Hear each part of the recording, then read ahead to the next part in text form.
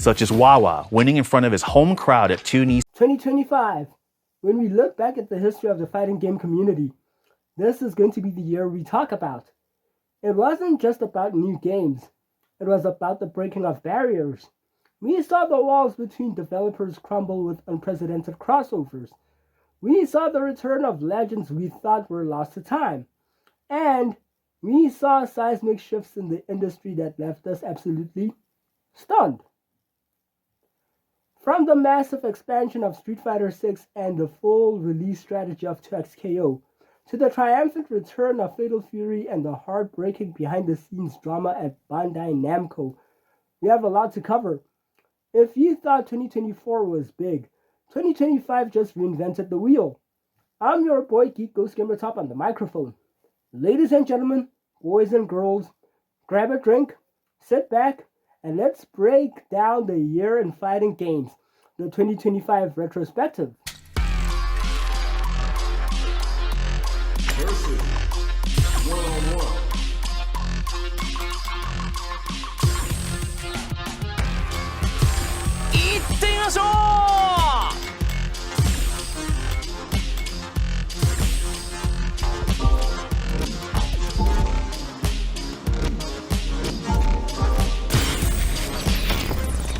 さあステージはどれにするか。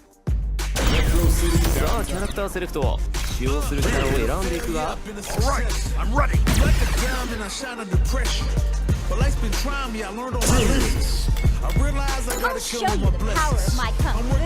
準備は整った。両者の覚悟が伝わってくる。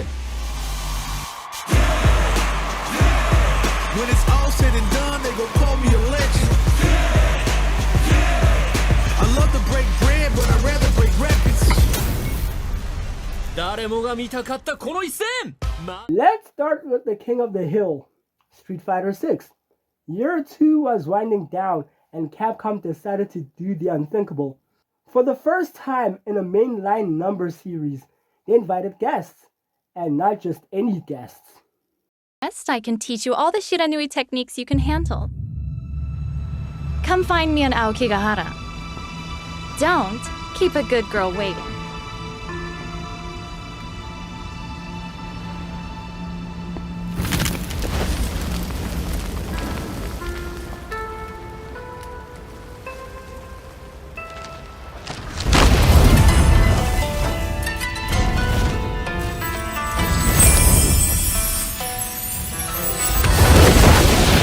February the 5th, 2025, the day Mai Shirani officially joined the roster. The hype leading up to this was unreal, but the question remained, could an SNK character work in the drive system? The answer was a resounding yes. Visually, the RE engine treated her kindly. Capcom managed to keep her iconic bounce whilst giving her that realistic texture. Gameplay-wise, she was a menace. Her zoning translated perfectly. But seeing her Rienbu interact with Drive Impact, it felt weird at first. But players like Punk and Mena RD cracked her code within weeks.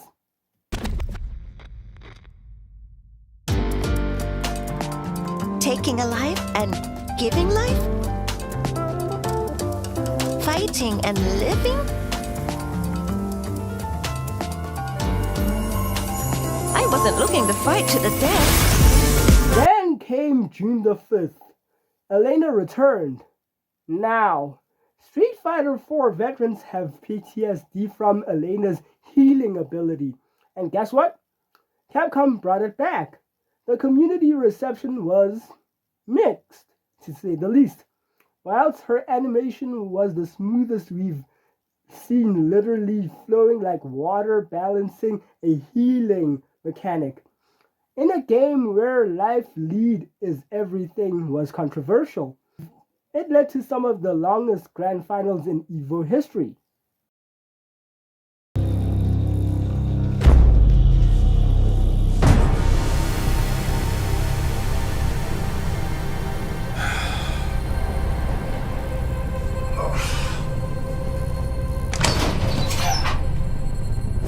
Let's rumble!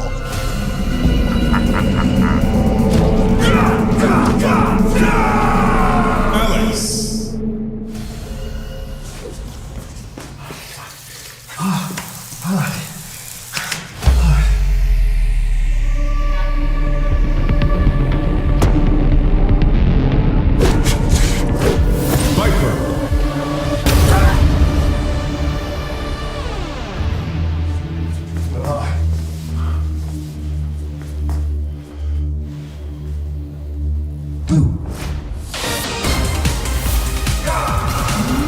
Ingrid!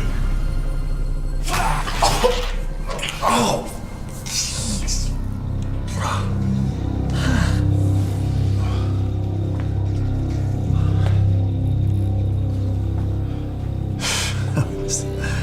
That was crazy.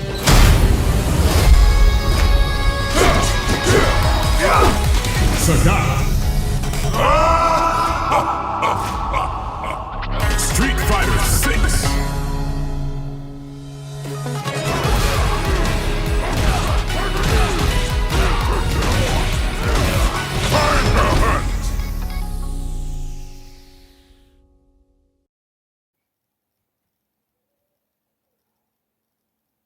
But Capcom did not stop there. Year 3 kicked off with heavy hitters. On August 5th, the king, Sagat, returned. No longer the sad wanderer, he looked fierce, reclaiming his Mutai throne. His fireballs in Street Fighter 6 are oppressive, arguably the best zoning tool in the game right now. Then, on October 15th, we finally got to see Viper back. Seeing her high-tech gadgetry rendered in 4K was a treat, and her cancel-heavy gameplay fits the rush-down meta perfectly. Okay, and looking ahead, the data miners have been busy. We're hearing strong whispers of Alex coming in winter of 2026, and, believe it or not, Ingrid. Yes, Capcom Fighting Jam Ingrid. If the lore implications regarding her time travel powers are true, Street Fighter 6's story mode is about to get very complicated. Alright fam, the 2v2 tag team game is heating up. Yes fam, while Capcom was refining the formula, Riot Games was busy trying to perfect the tag team fighter. 2XKO had a massive year.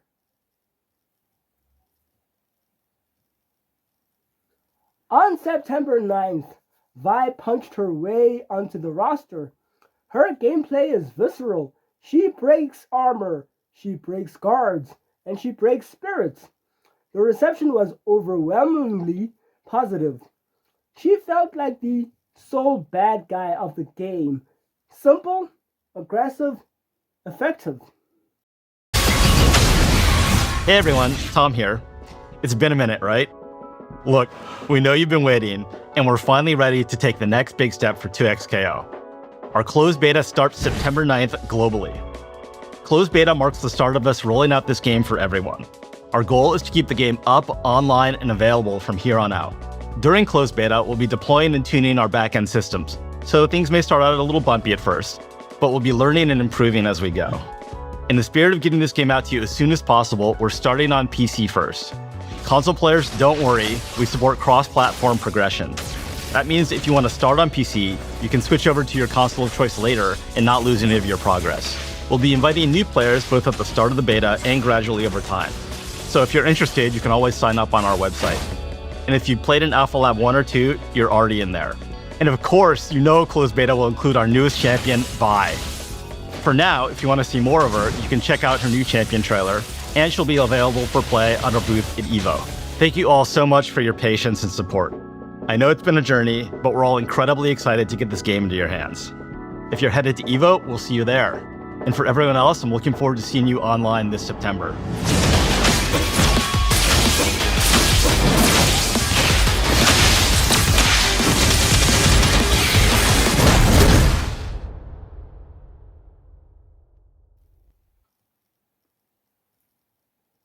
But the real chaos started on October 7th with the early access launch.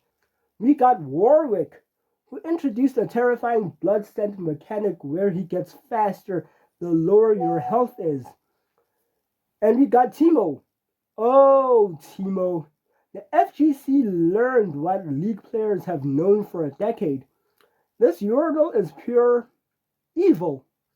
His poison zoning completely changed the meta in week 1. Welcome to 2XKO.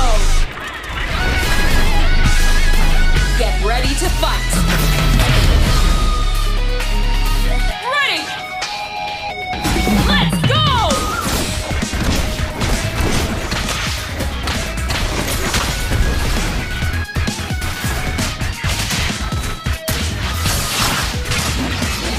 Bend or break!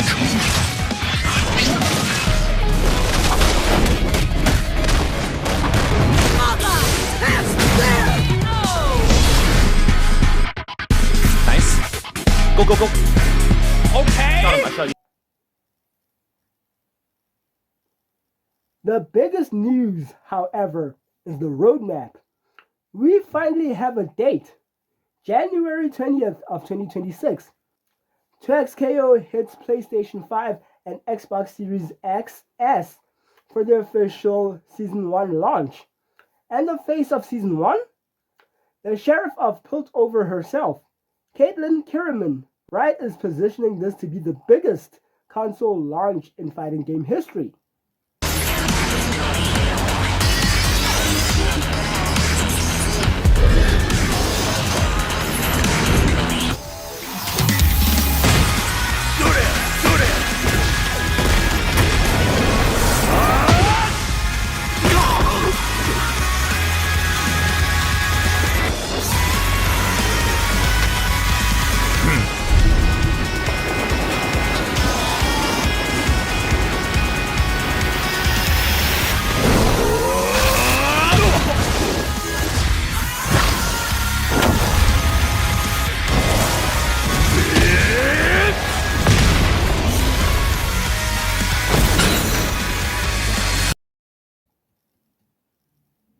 Now, let's talk about the king of Iron Fist. Tekken 8 had a roller coaster year in 2025. Season 2 delivered on fan favorites. Anna Williams dropped in April, bringing her chaotic mix-ups and arguably the best fashion in the game. In July, we saw the return of Falcon Ram. They adjusted his hitbox issues from Tekken 7, making him a much more honest yet terrifying striker. And of course, October gave us Armor King. He plays like a dream in the heat system, aggressive, stylish, and brutal. But then came December. Yarizo, a brand new original character. The reception was confused. Her fighting style didn't seem to match the martial arts grounding of Tekken, and lore-wise, she felt shoehorned in. It sparked a lot of waste of a slot discourse on Twitter. However, character balance and DLC slots became irrelevant when the news broke. The shockwave that hit the FGC harder than the Paul Phoenix Death Fist. Katsuhiro Harada, the father of Tekken, announced his departure from Bandai Namco. After decades of steering the ship, he's stepping away. The outpouring of love, the tribute videos, and the genuine fear of the franchise's future without his guidance that defined the end of 2025 for Tekken fans. It truly felt like the end of an era. If Tekken had the drama, Fatal Fury City of the Wolves had the glory. SNK didn't just come back, they kicked the door down. April 24th saw perhaps the wildest DLC drop in history. Cristiano Ronaldo and Salvatore Ganacci. Whether these were parodies or legally distinct homages, the internet lost its mind. It proved SNK was willing to get weird, and the gameplay was surprisingly tight. Cristiano Ronaldo left some Fatal Fury City of the Wolves characters, including Terry Bogard, flat-footed, and his celebration? Sue, I say. And Salvatore Ganacci? Boy, a real-life fan, and his transition to fighting games was grooving. His hidden gear move was inspired by his real-life music video, Horse. And the multiple flicks on Terry Bogard was hilariously weird, fam. But the Season 1 pass was a love letter to the 90s. We got Andy and Joe looking better than ever. By July 24th, Ken Masters. Seeing Ken in the Fatal Fury art style, utilizing the Rev system, was surreal. It felt like the Capcom vs. SNK 3 we never got. Thanks to a homage of a 25-plus year-long friendly rivalry from the Capcom vs. SNK days, Street Fighter 6, and leading to Fatal Fury City of the Wolves. Andy Bogard arriving in June 24th of 2025 added a new feel to his movesets, and his demon flips and hidden gear super was intense. And they doubled down in November. Chun-Li arrived, and yes, SNK knew exactly what they were doing with the marketing. They commissioned nostalgic artwork mirroring that legendary CVS promo of Mai and Chun-Li getting very close. The internet broke again, but beyond the thirst traps, Chun-Li's transition to a 4-button fighter was seamless. And also, Mr. Big rounding up the DLC Season 1 character pass on December 9th with his new moves, together with his moveset from his time in Art of Fighting 2 and King of Fighters 96 and 98, and also sporting a gray-white bearded look, looking suave and aging like fine wine. And it all culminated to the Game Awards, fam, against Mortal Kombat Legacy Collection, 2XKO, and Capcom Fighting Collection 2. Fatal Fury City of the Wolves took home the best fighting game. A massive win for SNK. Threaten this town and I'll show no mercy. Now's your chance to surrender!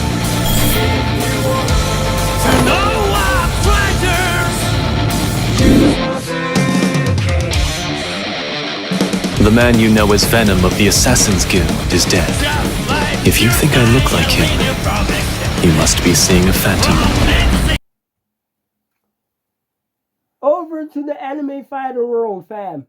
Guilty Gear Strive wrapped up Season 4 with style. Venom returned in March, and yes, he still requires a PhD in geometry to play effectively. We also got Unica in May, expanding the lore. But fam, the showcase of Guilty Gear Season 4 came with, yes, but the crossover of the year for ArcSys was Lucy from Cyberpunk Edge Runners in August. Her monowire attacks fit the aesthetic of Strive so perfectly, you'd think she was an original character. It brought a massive influx of players to the ecosystem. And fam, the most weirdest and probably the most cliffhangery news, we also got live signs from Virtua Fighter 6, 2 trailers, and actual gameplay of Akira and Stella, and it looks photorealistic. Sega is finally waking up. But Will they give the FGC more on Virtua Fighter 6? Come on, RGG Studios and Sega. And let's not forget Marvel TOKON. The 4v4 tag mechanics in the beta were chaotic fun. From the reveals of Spider-Man and an early closed beta, 8 playable characters, including a Robbie Reyes' Ghost Rider against Spider-Man, lit up the FGC's minds like crazy. We're listening. Finally, fam, the Dark Horse, Avatar Legends, the fighting game. This closed alpha in December came out of nowhere. 2D, hand-drawn sprites that look like the show come to life. The fluidity between bending forms is incredible. Mark your calendars for September 30th of 2026. This might be the next competitive title.